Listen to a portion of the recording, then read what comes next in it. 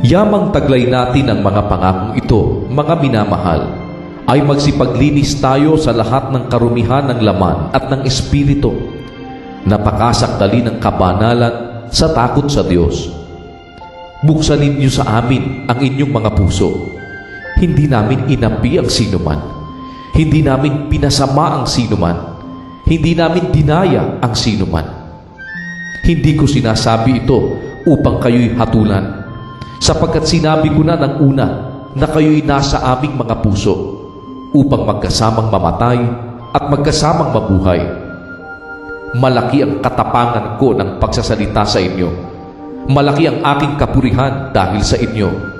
Ako'y puspos ng kaaliwan, nananagana sa katuwaan sa lahat ng aming kapighatian.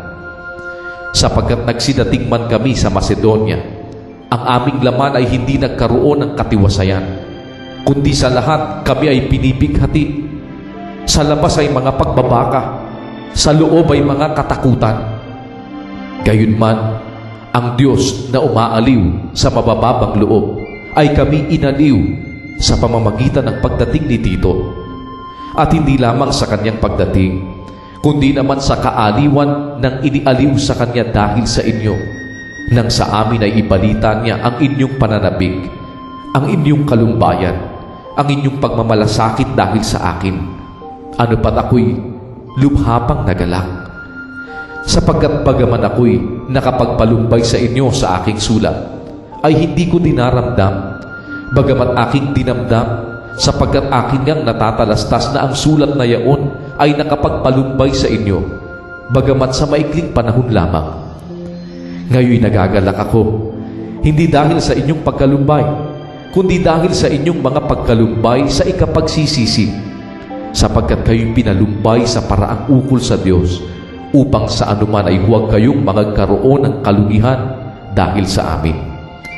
Sapagkat ang kalumbayang mula sa Diyos ay gumagawa ng pagsisisi sa ikaliligtas na hindi ikalulungkot, datapwat ang kalumbayang ayon sa sanglibutan ay ikamamatay. Narito nga, ito rin ang inyong ikinalulumbay na mula sa Diyos. Gaanong sikap na pag-iingat ang sa inyo'y ginawa, oot gaanong pagtatanggol ng inyong sarili, oot gaanong pagkagalit, oot gaanong katakutan, oot gaanong pananabik, oot gaanong pagmamalasakit, oot gaanong paghihiganti. Sa lahat ay napakita kayong dalisay sa bagay na ito. Kaya nga, bagamat ako'y sumulat sa inyo, ay hindi dahil doon sa gumawa ng kamalian, ni dahil doon sa nagbata ng kamalian, kundi upang maihayag sa inyo ang inyong masikap na pag-iingat sa amin sa harapan ng Diyos.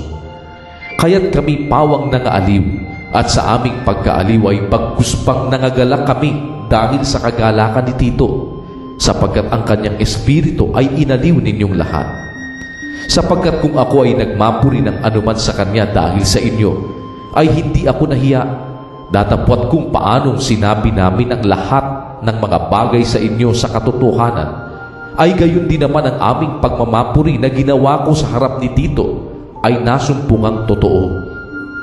At ang kanyang pag-ibig ay lubhapang nanagana sa inyo, samantalang naaalaala niya ang pagtalima ninyong lahat, kung paanong siya'y tinanggap ninyo na may takot at panginginig.